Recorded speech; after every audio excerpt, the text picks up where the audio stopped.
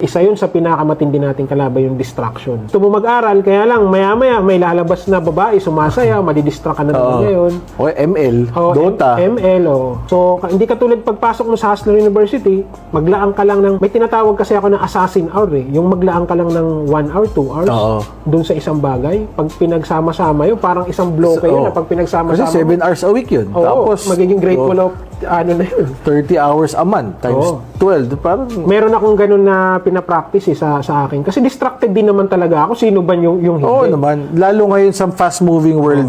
So, ang sagot ko dun sa tanong mo, paano magiging maiiwasan yung distracted, meron akong tinatawag na time blocking. Kunyari, itong Webes na to, wala akong ibang gagawin dito. Mag-aaral lang ako. Kasi 6 days naman ako 6 days naman ako na-distract, nagpa-banjing, nag-Netflix. Basta itong first day na to, naka-time block to para mag-aral ako. Meron naman akong tinatawag na yung Assassin's Hour. Yung tawag nila dun, monk mode hour na 2 hours na eto lang Focus talaga. ka lang talaga. Parang iisipin ko, sige na, pagtyagaan ko na to, anuhin ko na, 2 hours lang naman after nito. Balik ka na sa Pero normal. ang maganda nun, magkakaroon ng habit. na mahahanap-hanapin mo na rin siya eventually. Hanap-hanapin mo na siya. Hanggang ngayon niya, baliktad na na pag hindi ako nakapag-aral, para akong may sakit. Parang Yun ang dahil challenge. naging habit Makarating ka doon sa habit na ganun.